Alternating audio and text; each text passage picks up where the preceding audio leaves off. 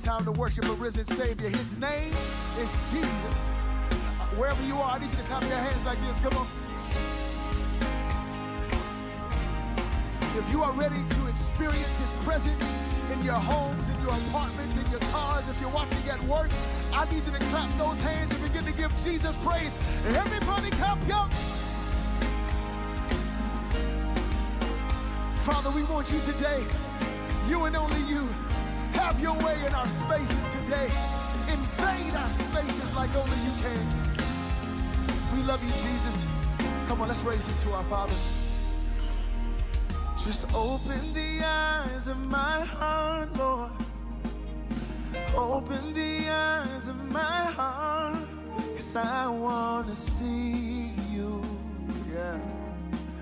I want to see you. That's our heart today. Just open the eyes of my heart, Lord. Open the eyes of my heart, 'cause I want to see you. Oh, I want to see you. Can we raise that together? Come on, every voice, tell them. Say, open the eyes of my heart, Lord. Come on, sing it to Jesus. Open the eyes of my heart. Say, I want to see you, oh God, like never before, Jesus. I want to see you. God, if we've ever needed you before, it's right now. Come on, sing it again. Say, open the eyes. Open the eyes of my heart, Lord. Oh, Open the eyes of my heart. say, I want to see you. Come on, if you need him, come on, open your mouth and tell him. Say, I want to see you. Come on, to see you high and lifted up. Shining in the light of your glory. Come on, somebody ask him today. Say, God, pour in my home, pour in my family, pour today. Come on, say it again. To see you high and lifted up, shining in the light of your glory. Oh God, we need you to pour today. As we cry out with the angels. Y'all ready? Everybody, put your hands up. I need some worshipers, I need some praises who don't mind standing up in your living room and letting God know that I come to bless you. I showed up to give you glory. You've been too good for me to sit down and be passive today. I need some worshipers. Jump on your feet. Everybody give God praise. I said, give Jesus praise. Oh, magnify the Lord with me, and let us, woo! Come on, let's raise it again. Say, open the eyes of my heart, Lord. Open the eyes of my heart. I want to see. Through all of the noise, I need to see. In the midst of the chaos, God, I need you to open the eyes. Open the eyes of my heart, Lord. Give us heaven's view today. Open the eyes of my heart. Oh, I want to see you. Oh, say I want to. We gotta go. Can you raise this with us? To see you. Father, we lift you up right now. You said if I be lifted up, that I would draw. So draw today. Oh, as we say, we agree with the angels. Come on, cry out. To see you high and lifted up, shining in the light, yeah. Oh God, we need you to pour out, pour out, pour out, pour out, pour out, pour out. We see you high and lifted up, shining in the light. Oh God,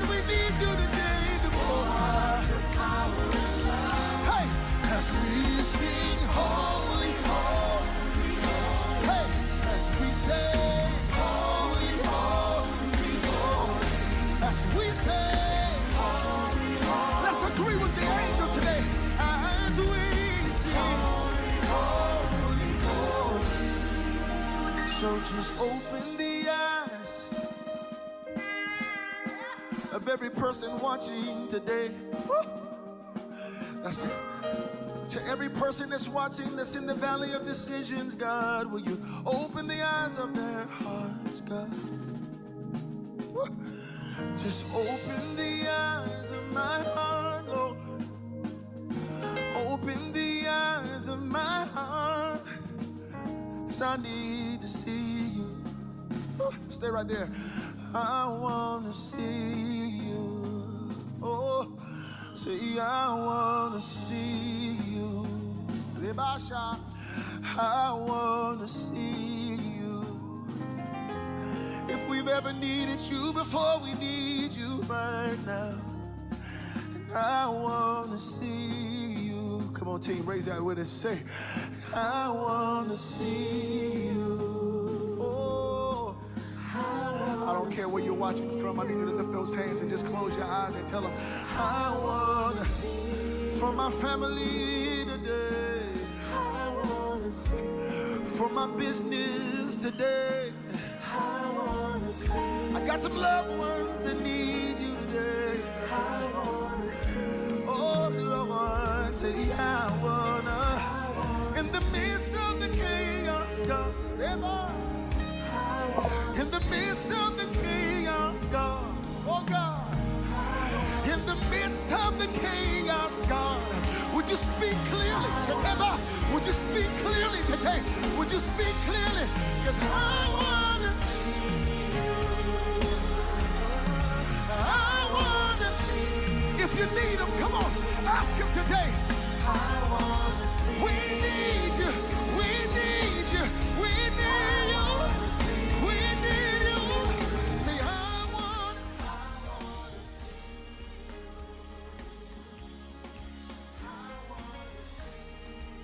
Oh God, we're desperate today. Oh, say I wanna. You got 30 seconds. Now I just need you to worship.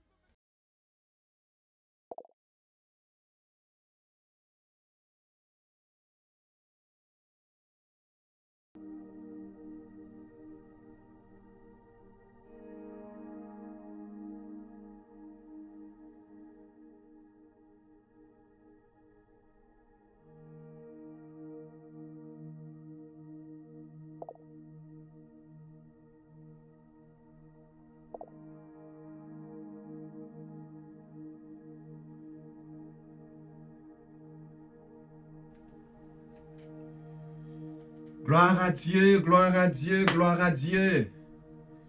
Bienvenue à notre émission Appelé à gouverner. C'est un grand plaisir encore pour nous d'être avec vous.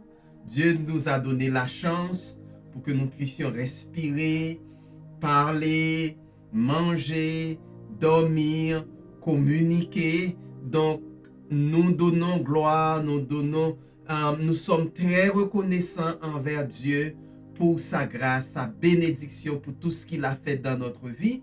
Et en tant qu'enfants de Dieu, ce que nous venons d'expérimenter, où notre vie est passée, n'est rien comparé à ce que Dieu a planifié pour nous. Il mérite vraiment la louange, il mérite la gloire, parce qu'il est un Dieu bon. Il est un Dieu très, très bon. Il planifie tout pour nous, pour que nous soyons heureux, pour que nous puissions vivre dans l'abondance, pour que nous puissions vivre avec les yeux grandement ouverts. Alléluia. Donc, encore une fois, c'est un plaisir pour moi d'être avec vous et c'est un plaisir de partager le message de la parole de Dieu avec vous, de partager l'instruction prophétique avec vous. Vous savez que c'est très important parce que Dieu ne nous laisse jamais sans nous informer. Voilà pourquoi dans le passé, il y avait des prophètes, il y avait des anges qui apportaient la parole, il y avait même un buisson a apporté la parole à Moïse en tant que tel. L'ange était dans ce buisson et le feu qui devait consumer ce buisson, ça n'était pas fait. Donc le Seigneur trouve des moyens et même notre Sauveur et Seigneur Jésus-Christ nous a dit que si on ferme la bouche, si on ne parle plus, si on ne parle plus de Dieu, les pierres ou les roches vont commencer à parler. Vous savez, Balaam était sur son âne et il n'y avait pas vraiment une personne qui pourrait lui apporter la parole. Il vivait dans l'incrédulité. Il ne voulait pas faire ce que Dieu lui a demandé de faire. Et l'âne commençait à parler. Donc le Seigneur parle et il trouve toujours un moyen pour nous communiquer sa parole. Il trouve toujours un moyen à nous donner la révélation. Voilà pourquoi nous vous apportons l'instruction prophétique tous les mercredis, à cette heure-ci, jusque pour que vous soyez informés, bien informés par la grâce de Dieu. Donc nous voulons profiter de ce temps pour saluer nos parents spirituels, les apôtres Moïse et Jessica Castillo.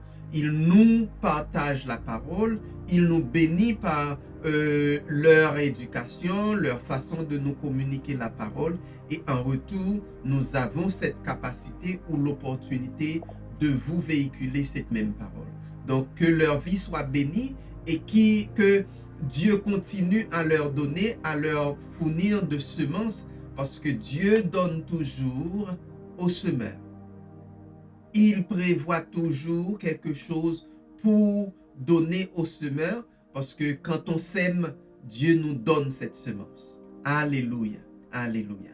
Donc sans plus tarder, nous allons rentrer dans notre instruction prophétique pour aujourd'hui et nous prions à ce que cette parole ne tombe pas sur une terre qui ne peut pas produire. Donc une terre maudite. Donc que cette parole tombe sur une terre riche, une terre prédisposée à faire grandir, à porter des fruits ou à faire fleurir la parole de Dieu. Alléluia, alléluia. Et vous savez bien que tout ce mois-ci, nous avions entamé avec une série. Et cette série s'intitule « Jésus me regarde ». Donc, Jésus vous regarde. Jésus nous regarde. Donc, il a ses yeux sur nous. Et la semaine dernière, je vous ai parlé, je vous ai dit que si vous avez de l'intérêt en une personne, par exemple, si vous êtes père de famille, mère de famille, grand-parent, peut-être un grand frère, un cousin, une cousine, quelqu'un qui investit dans la vie d'une autre personne qui pourrait être plus jeune que soi. Donc, on regarde cette personne. Donc, on observe cette personne.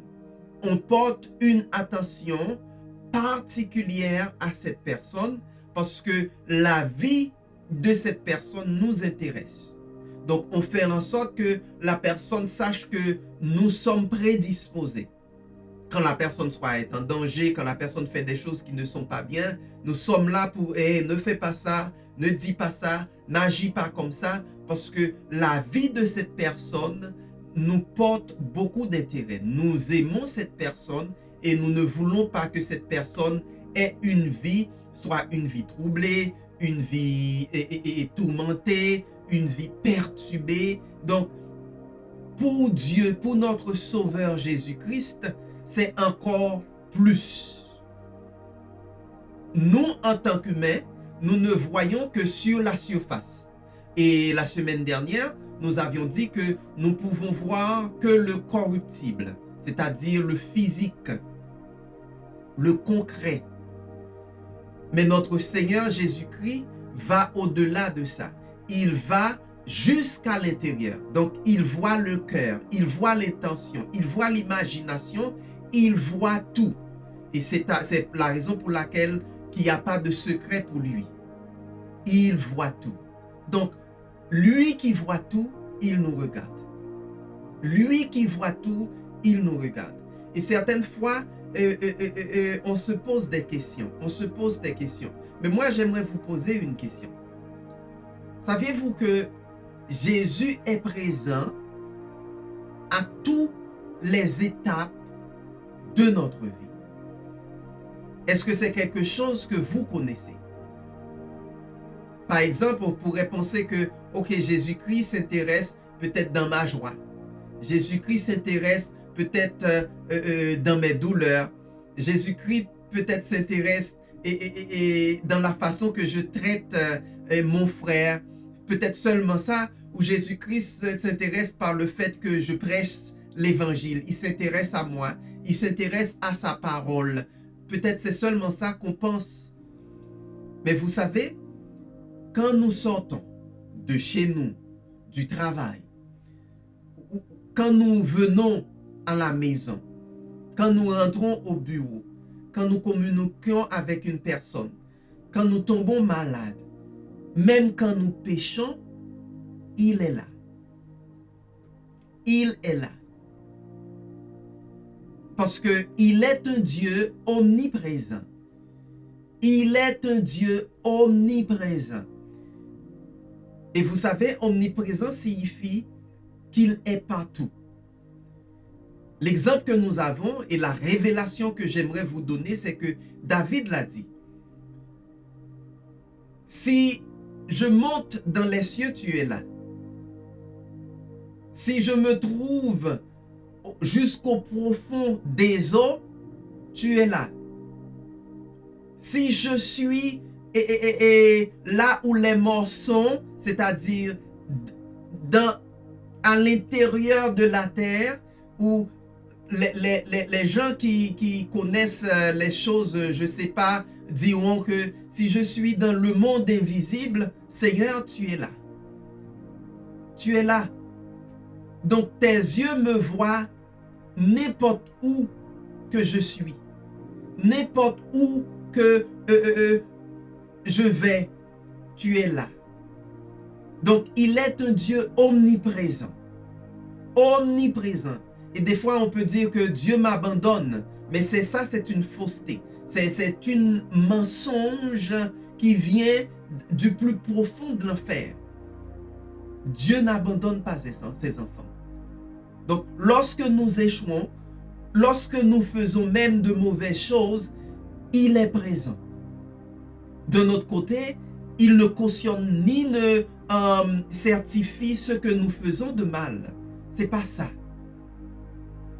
Mais il regarde tout et il sait tout. Je vais répéter, il regarde tout et il sait tout. Donc, quand on dit que Jésus-Christ me regarde, cela confirme que nous ne sommes pas seuls. Nous ne sommes pas seuls.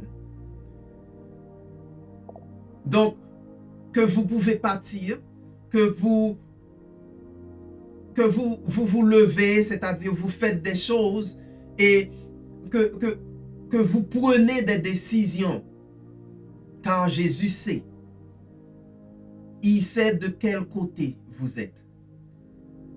Et il sait si vous êtes aussi de l'autre côté.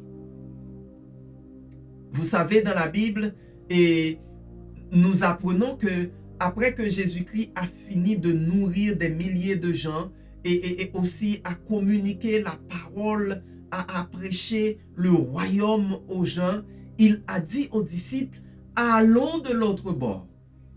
Allons de l'autre bord. La raison pour laquelle il y avait quelqu'un qui était abandonné, qui était enchaîné, qui était attaqué, qui était oppressé par l'ennemi. Il devait aller rencontrer cette personne.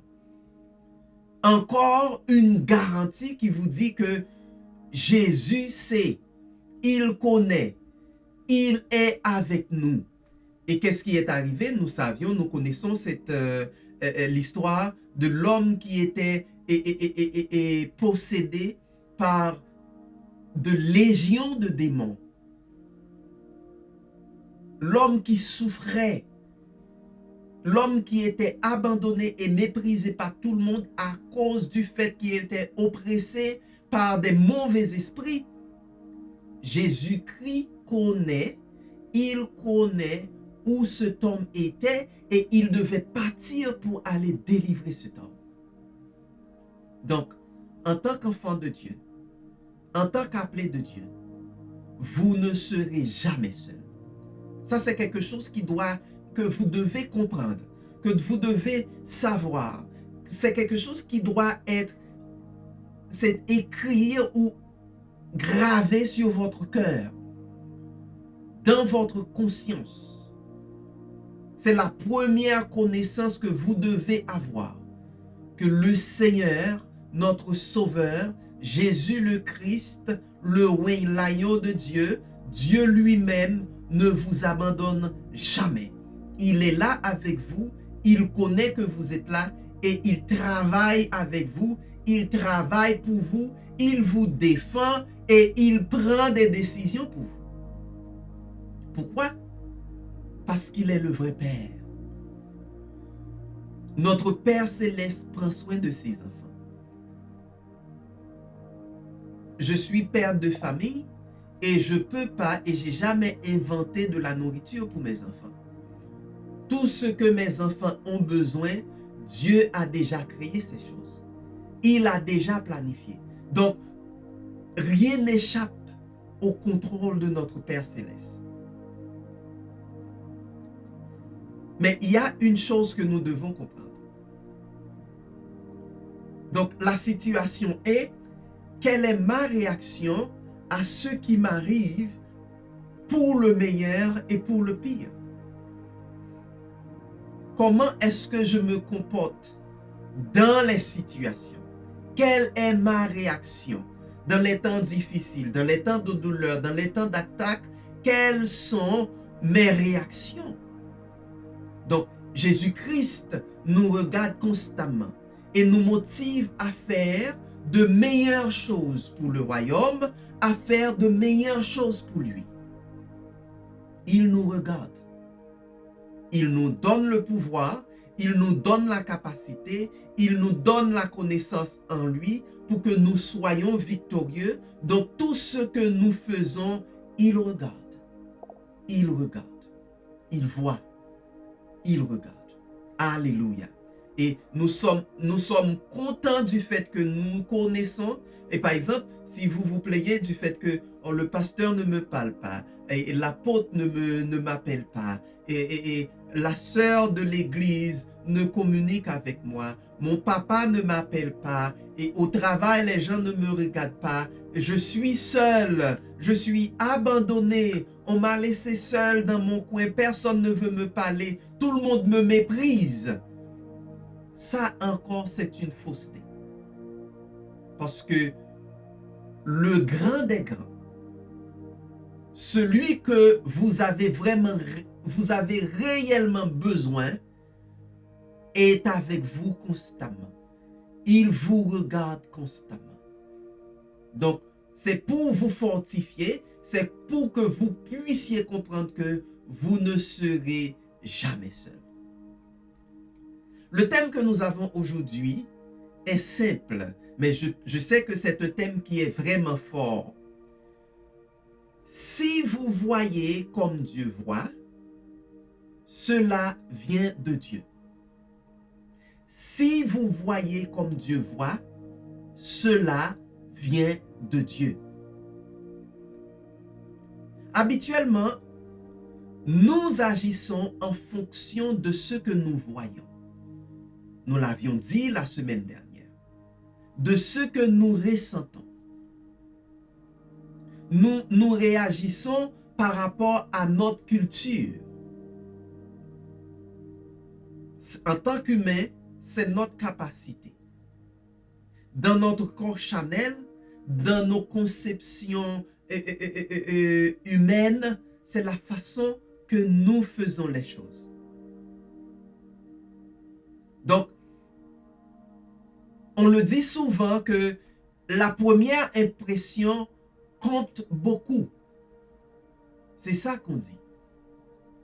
Mais aujourd'hui, nous apprendrons que ce n'est pas comme ça tout le temps. Ce n'est pas comme ça tout le temps. Que si je peux voir comme Dieu voit, j'aurai une vision illimitée. J'aurai une vision illimitée. Nous prenons par exemple ce qui s'est passé le prophète Samuel. Dieu lui a envoyé chez Jessé pour qu'il puisse choisir un roi. Et il commençait à regarder par-ci par-là Et il voyait des gens peut-être qui étaient bien éduqués, qui étaient peut-être bien habillés, qui étaient beaux, qui étaient des gens qui, en les voyant seulement, on pourrait dire que cette personne est qualifiée pour être roi. Mais Dieu lui a dit que toi, en tant qu'homme, tu vois, ou en tant qu'humain, tu vois ce qui frappe tes yeux. C'est-à-dire, à partir de ta vision charnelle, tu fais tes choix. Tu choisis. Mais moi, je vois à partir de ce qui sort du cœur. C'est-à-dire, je vois l'homme intérieur. Je vois l'intention de l'homme intérieur. Je vois le comportement de l'homme intérieur. Je vois la parole, ce que l'homme intérieur dit. Je vois l'homme dans son intégralité. Donc, la façon que vous faites vos choix est biaisée, mais moi, je fais un choix qui est parfait. Donc, nous avons besoin de voir à la manière que notre Seigneur, notre Dieu voit. Et là, cela nous permettra d'avoir une vision illimitée. Une vision illimitée. Et pour illustrer cela, nous allons voir dans le livre de 1 Roi 9, nous allons lire du verset 10 jusqu'au verset 13. 1 Roi 9, le verset 10 jusqu'au verset 13. Je vais mettre ça à l'écran pour vous et nous allons lire ensemble, ok?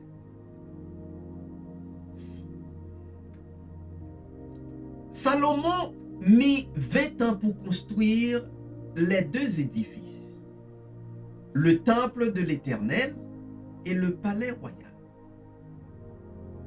Comme Hiram, le roi de Tyr, lui avait fourni beaucoup d'or et de bois de cèdre et de cyprès qu'il avait voulu, Salomon lui céda 20 villes dans la région de Galilée. Donc, Salomon lui donne en présent, comme cadeau, 20 villes dans la région de Galilée. Et c'est déjà extraordinaire, parce que la première chose que j'aimerais que vous signalez, Dieu a permis à ce que Salomon construise son temple, mais aussi le palais royal. Salomon a eu la chance de bâtir la maison de Dieu, mais Salomon aussi a pu bâtir son palais. Donc, grande bénédiction. Si je veux faire cette parenthèse, donc des fois, on voit des gens qui critiquent le fait que Dieu a donné à une personne qui est son fils, son enfant, et qui partage le message du royaume, la capacité de bâtir un temple, un endroit d'adoration, mais aussi Dieu a donné à cette personne la capacité de bâtir pour lui-même un palais. Le monde d'aujourd'hui voit ça d'une manière très mauvaise. Mais entre parenthèses, je dis, pour vous, en tant qu'enfant de Dieu, vous devez comprendre que c'est normal. C'est normal. Ça fait la gloire de Dieu. Dieu est un père. Il comprend qu'il doit avoir sa maison, mais il est très content lorsque son enfant aussi ait une maison extraordinaire. Mais on va voir ça plus tard. Donc, nous allons lire le verset 12 et 13 maintenant. Ok? Hiram vient de Tyr pour examiner les villes que lui donnait Salomon. Mais elles ne lui plurent pas. Il s'exclama: qu'est-ce que c'est que ces villes que tu m'as données là, mon allié? Et il les appela pays de Kaboul, sans valeur, nom qu'elles ont conservé jusqu'à ce jour.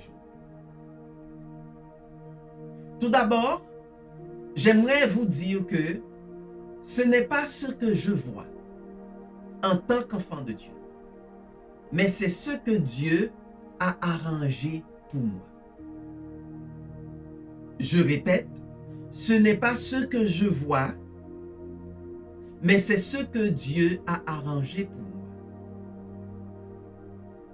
Donc, aujourd'hui, Dieu confirme que vous êtes ici, que vous êtes à cet endroit, et son but est que nous puissions tous grandir, que nous puissions être transformés pour le mieux.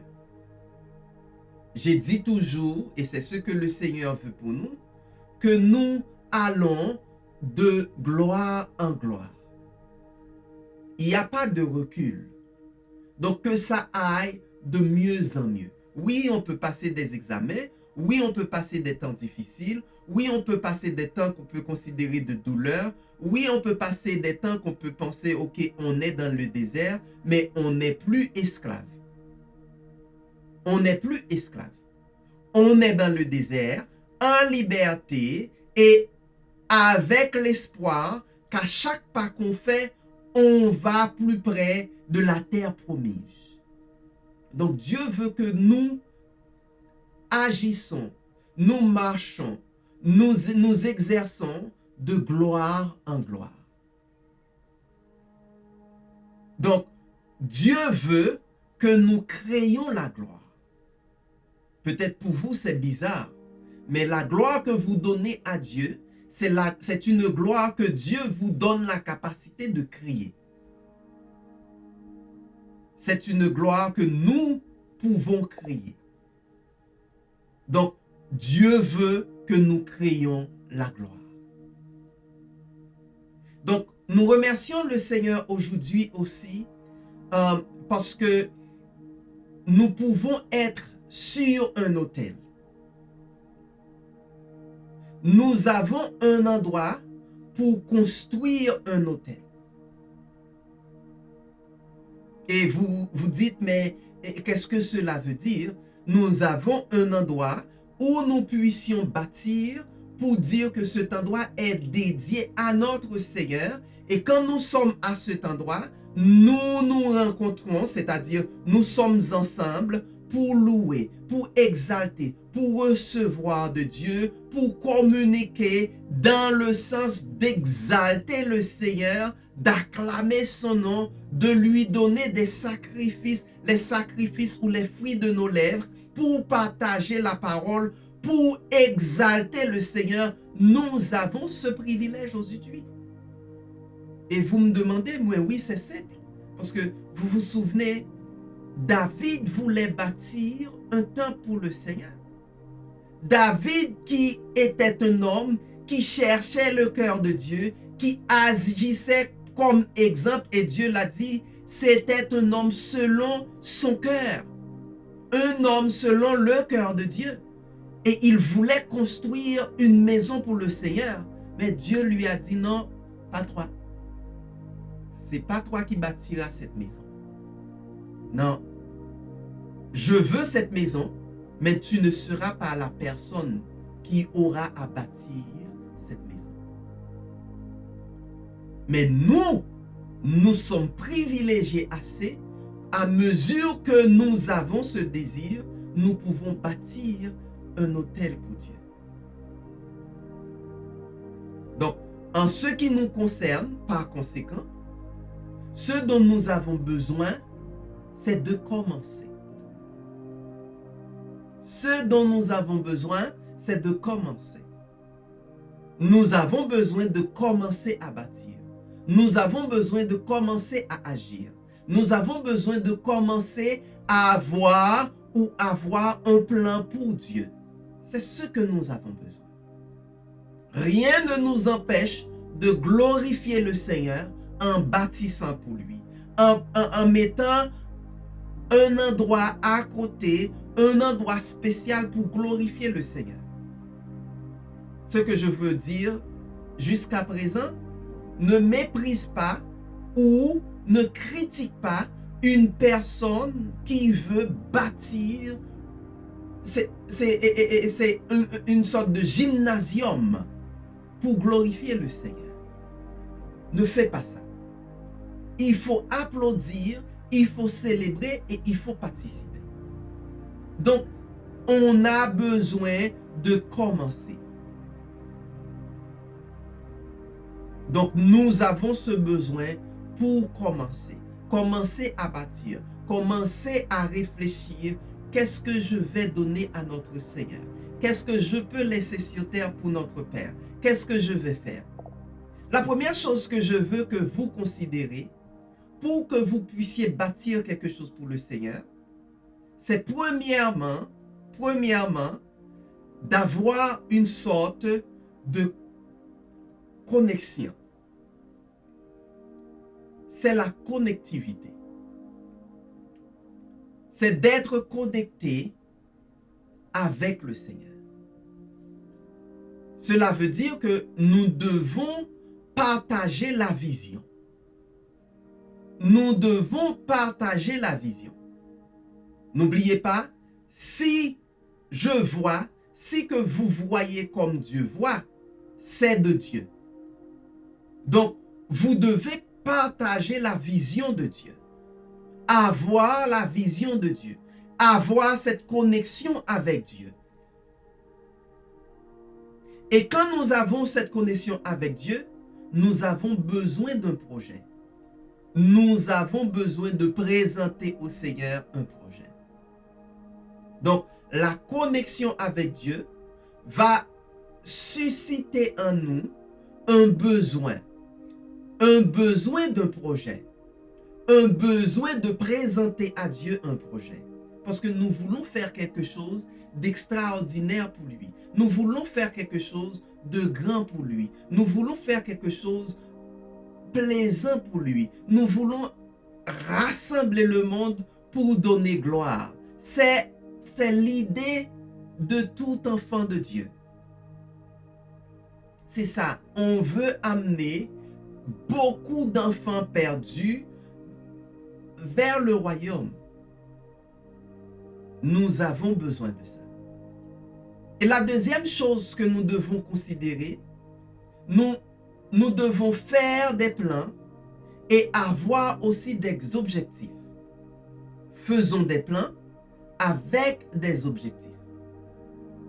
Et quand nous faisons des plans et nous bâtissons ou nous créons des objectifs ou nous avons des objectifs, là, Dieu vous donnera des stratégies pour les mettre en œuvre. David avait une vision. David voulait bâtir. Dieu lui a empêché de bâtir, mais il avait une vision, il avait une stratégie, il avait une capacité. Et si nous regardons encore le verset 10, qu'est-ce que ça dit? C'est que Salomon avait mis 20 ans pour bâtir ou pour construire les deux édifices. Donc, tu bâtiras non seulement la maison de Dieu, la maison pour Jéhovah, mais en tant que serviteur, en tant qu'enfant de Dieu, tu auras aussi une maison royale où tu vivras dignement. Cette même capacité que Dieu te donne pour bâtir son temple, pour bâtir son église, pour bâtir l'endroit d'adoration, pour bâtir l'autel, tu auras cette même capacité pour bâtir ta maison royale, pour bâtir ton palais. Parce que la vision que tu as pour Dieu, tu as aussi cette vision pour toi-même. Dieu va faire en sorte que cette vision, tu la partageras aussi. Donc, tu vas vivre dignement. Et c'est ça qui arrive avec Salomon. Et ça dit, le roi de Tyr. Donc, vous voyez là le lien qui existe parce qu'on a ce lien avec Dieu. On a cette connexion avec Dieu. Donc, il va susciter aux autres de donner. Voilà pourquoi il est très important d'avoir une connexion avec Dieu. Donc, dès qu'on a le lien avec Dieu, on a cette connexion. Donc, pour avoir un projet, on va recevoir la bénédiction pour que les autres arrivent. Et c'est ce qui arrive avec le roi de Tyr, le roi Hiram. Donc, il a apporté l'or et les bois que Salomon avait besoin pour bâtir le temple de Dieu. Et David avait ce plan et il a bâti la relation, et même après sa mort, le roi Hiram a continué à fournir ces choses. Il a tenu sa promesse. Parce que ce n'était pas une promesse envers un homme en tant que tel, mais c'était une promesse pour que la gloire de Dieu se manifeste. Donc, il donna les richesses pour construire le temple. Il donna des richesses, de l'or. Aujourd'hui, on peut dire qu'on donne de l'argent, mais dans ce temps, il a donné de l'or. Donc, quelque chose qui est plus précieux que l'argent. Il a donné de l'or. Et des bois précieux aussi. Cèdre, cyprès. Aujourd'hui, nous apprenons à quel point il est important d'avoir un plan pour le royaume. D'avoir des plans ou des projets pour le royaume. C'est très important pour vous et moi d'avoir un plan pour la maison de Dieu. Que lorsque nous avons à cœur de construire pour le Seigneur, si nous voyons ce que Dieu voit, les choses arrivent. Si nous avons la vision de Dieu, les choses arrivent. Et c'est très important. Et croyez-moi, en tant qu'enfant de Dieu, Dieu met en nous le désir.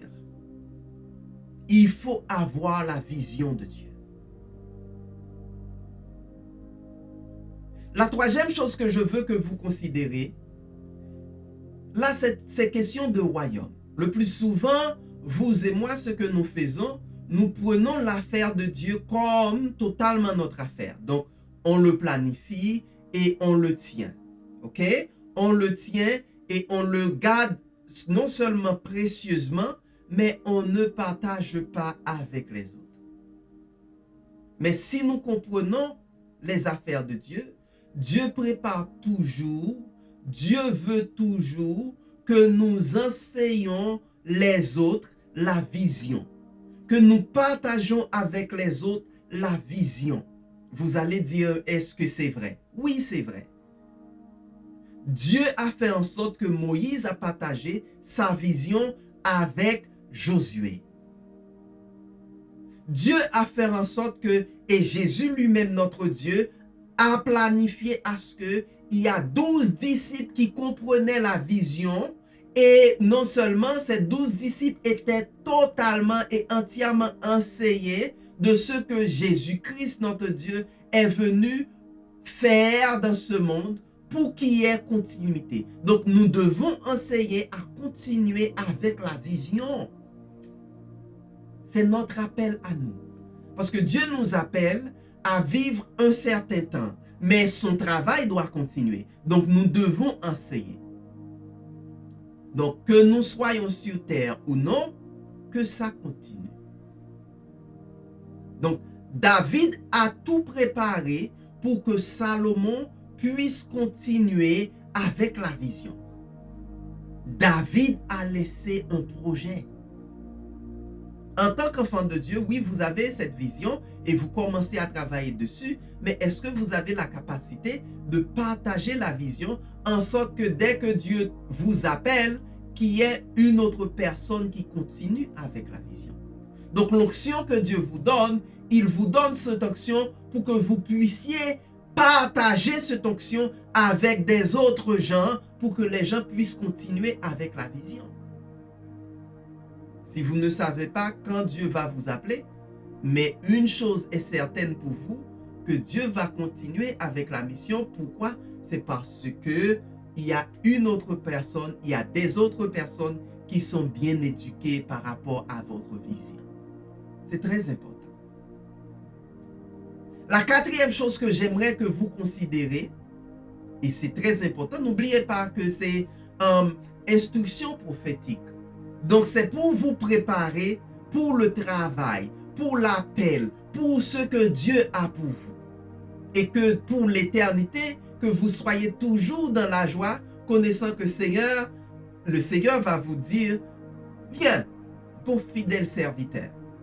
Maintenant, tu as géré peu, je vais te donner beaucoup. Et imaginez quand nous sommes libérés de ce corps, notre esprit est gigantesque, combien que nous allons gérer. Si nous comptons les planètes, les étoiles, il y a beaucoup de choses à gérer. Il y a beaucoup de choses à gérer.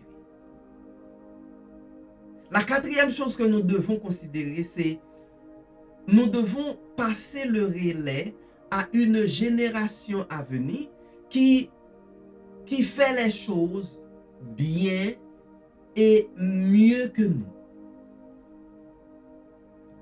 Des fois, si vous êtes homme comme je suis, ou si vous êtes limité dans la façon que vous voyez, la chose que vous possédez, vous ne voulez pas le donner.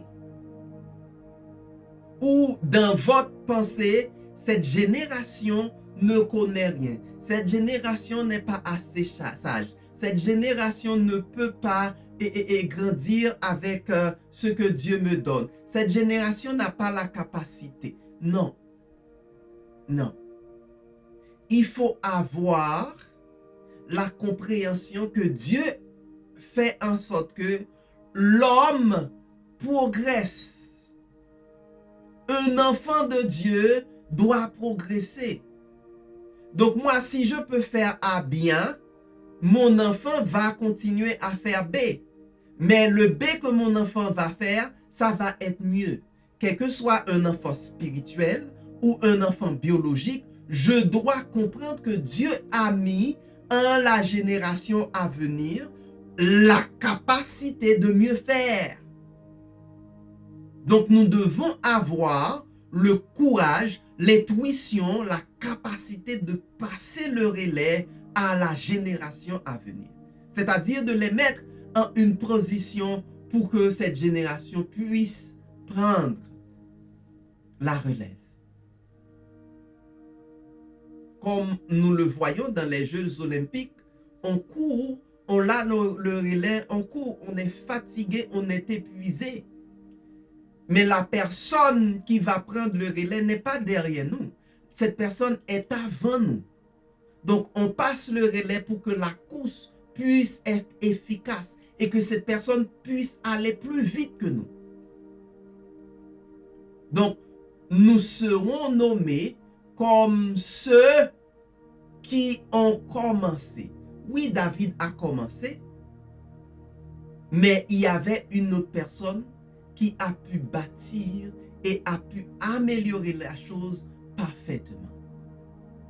Salomon a pu bâtir et le palais royal et le temple de Dieu. Et le temple de Dieu et le palais royal. Peut-être David avait des soucis, mais Dieu lui avait avisé, non, ce n'est pas toi. Donc, la distance où j'arrive et je ne peux pas percer, Dieu a déjà préparé une autre personne qui va percer. Que vous soyez capable de passer le relais.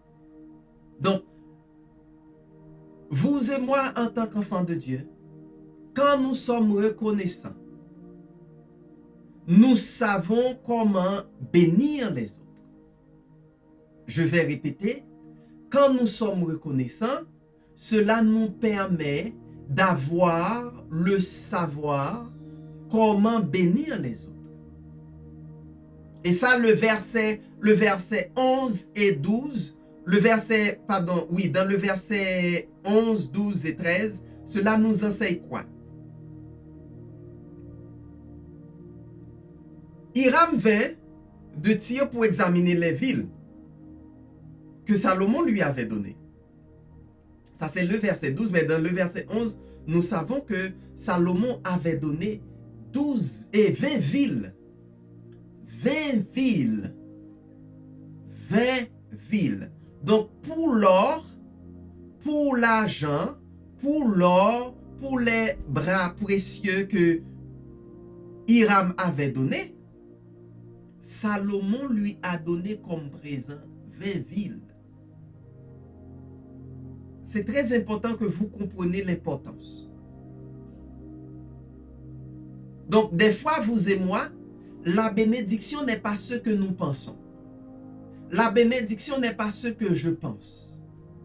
Si nous n'avons pas la vision de Dieu, si nous ne voyons pas de la manière que Dieu voit, donc notre vision sera biaisée. Donc la bénédiction ne sera pas vraiment ce que je pense. La bénédiction ne sera pas vraiment ce que vous pensez. Et le plus souvent, on va rejeter cette bénédiction. Donc, ce que Hiram a vu, il a dit à Salomon, je pensais que tu étais mon ami. 20 villes, mais je pensais que tu étais mon ami. Ces villes que tu m'as données ne valent rien. Et il les considère de Kaboul. C'est ça qu'il a dit. Donc, des villes sans valeur, des terres qui ne valent rien. Donc, des terres avec quoi il ne peut rien faire. Il ne peut rien faire. Voilà pourquoi vous et moi, nous devons avoir la vision de Dieu pour être bénis et pour que nous soyons une bénédiction. Sinon, nous commençons à avoir les choses comme une défaite. Nous les voyons comme peu de choses, des choses qui ne valent rien, des choses sans valeur, etc. Nous allons mépriser la bénédiction de Dieu. Nous allons dire des choses de Dieu comme des choses qui ne valent rien, tandis que ce sont des choses promises. La terre où le lait et le miel coulent, mais pour lui, c'était rien, fatra. Combien de fois nous avons avec nous ou nous marchons avec un Kaboul dans notre vie. Cette mentalité ou esprit défaitiste. Nous pensons que c'est rien. Parfois nous disons, on ne me donne rien. Je trouve aucun avantage. Je ne sais pas pourquoi je suis là. C'est notre parole. On dit c'est du temps perdu à l'état pur. Je perds mon temps. Quand on ne voit pas au-delà, quand on voit juste au niveau de son nez, c'est-à-dire de la façon dont Dieu voit, nous ne verrons que des obstacles, des échecs, des temps perdus, des corvées. C'est ça qui nous arrive. C'est ça qui nous arrive. Mais aujourd'hui, Dieu nous fait sortir de ce Kaboul. Peut-être qu'aujourd'hui, je n'ai pas les bénéfices que je devais avoir. Peut-être votre économie n'est pas bonne. Peut-être votre famille est divisée. Mais nous pouvons voir dans la prière du Notre Père le pain quotidien, c'est-à-dire la manifestation de Dieu. En d'autres termes, ce que Dieu a pour nous chaque jour. nous devons demander au Seigneur et le croire. C'est notre appel. C'est notre appel. C'est la manière que nous devons voir les choses. Voir les choses à la manière que Dieu les voit. Donc, Dieu ne va pas nous abandonner. Commençons à voir avec les yeux de Dieu. Et nous déclarons aujourd'hui pour vous, il y a une percée aujourd'hui dans votre vie. Qu'aujourd'hui nous quittons Kaboul. Et même si vous traversez aujourd'hui un désert, vous traversez aujourd'hui tout ce marécage, une zone dans votre vie que vous considérez comme un temps perdu. Mais en tant qu'enfant de Dieu, vous devez savoir, rien n'est perdu. Il se pourrait que vous êtes là pour que vous soyez éduqués. Donc tout est pour la grâce de Dieu. Dieu est un Père qui n'abandonne pas. Dieu est celui qui nous sauve de la mort. C'est lui qui nous couronne de faveur et de miséricorde. C'est lui qui nous rend forts. Et ça, vous pouvez le voir dans le psaume 103. Dieu est notre refuge. Il nous bénit, il ne nous abandonne pas, il prend soin de nous, il nous voit, il nous défend. Alléluia. Donc nous devons commencer à voir à la manière que Dieu voit. J'aimerais visiter avec vous le psaume 42. Le psaume 42, le verset 2. Je vais le mettre pour vous. Ok? Psaume 42, le verset 2. Qu'est-ce que ça dit? J'ai mis tout mon espoir en l'Éternel. Qu'est-ce que l'Éternel fait? Il s'est penché vers moi et il prête l'oreille à ma supplication. Donc, Dieu non seulement ne nous abandonne pas, il nous écoute et il est conscient de notre supplication.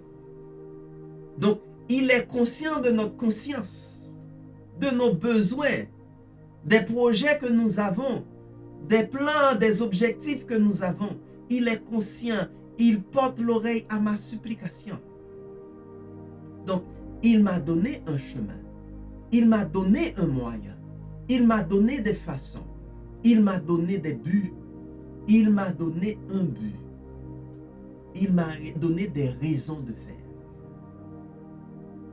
Donc, si vous connaissez la Bible, si vous connaissez la parole de Dieu, vous comprenez que la région de Galilée, cette région que le roi Imram a appelée Kaboul, après de nombreuses années, est Bethléem, où notre Sauveur, où notre Seigneur Jésus est né.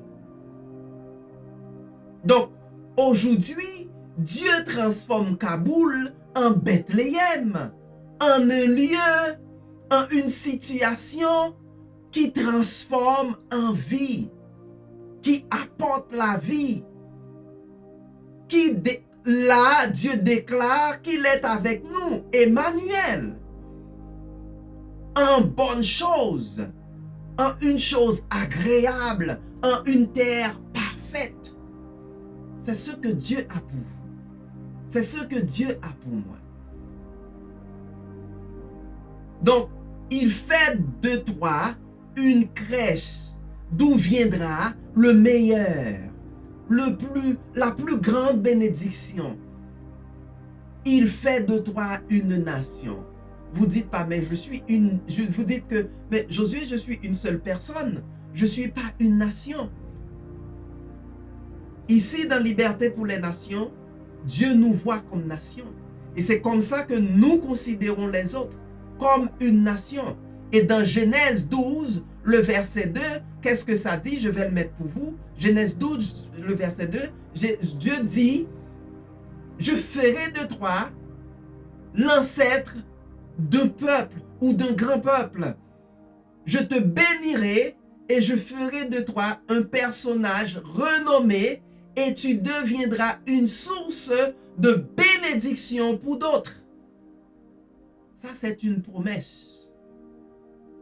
Et comme je vous ai enseigné plutôt, de voir ou de vous voir dans tout ce que Dieu dit.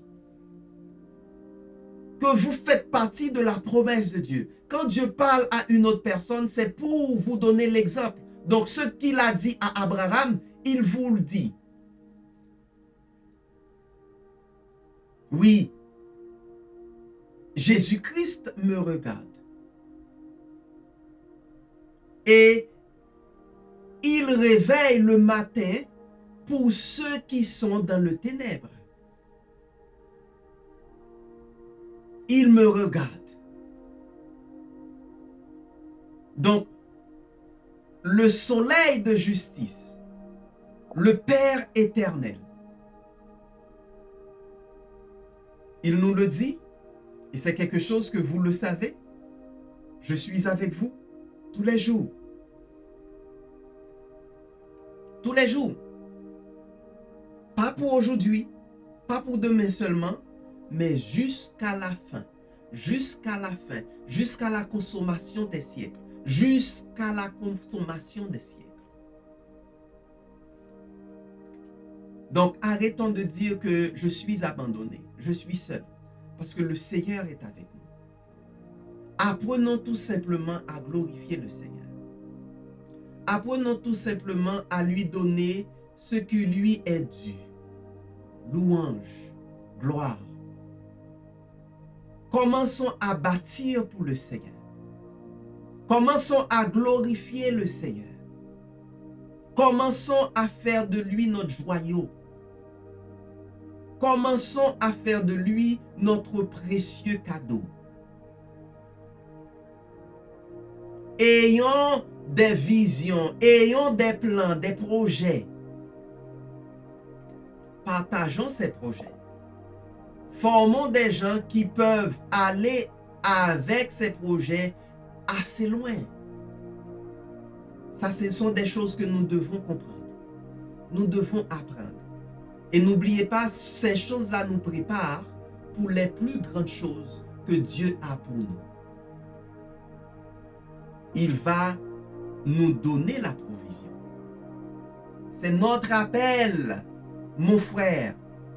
C'est notre appel, ma sœur. Nous devons être conscients de cela. Parce que notre Père nous appelle à gouverner. Il nous appelle à gouverner.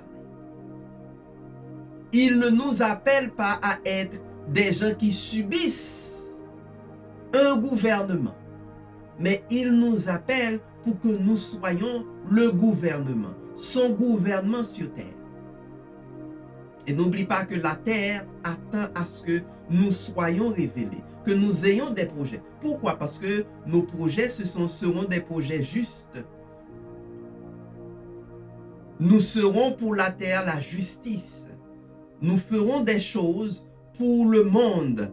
Le monde ne comprendrait pas, mais nous connaissons que c'est le plan de Dieu que nous manifestons sur terre. Qu'il en soit ainsi pour vous. Que votre âme, que votre esprit soit vivifié et que vous compreniez que le Seigneur est avec vous. Il ne vous abandonne pas, ce n'est pas dans son idéologie, ce n'est pas dans ses pensées. Il ne l'a jamais fait, il ne le fera jamais. Et dès que vous connaissez cela, vous rentreriez en partenariat avec le Seigneur et vous allez manifester sa gloire. Je vous aime et je sais que Dieu vous a béni. Soyez de bonne terre pour partager la vision, la parole de Dieu. Et je vais vous rencontrer et je vais rentrer encore chez vous la semaine prochaine, à pareille heure, avec le même message, si Dieu le permet. Vous êtes appelés à gouverner. Soyez bénis, à bientôt. Bye bye.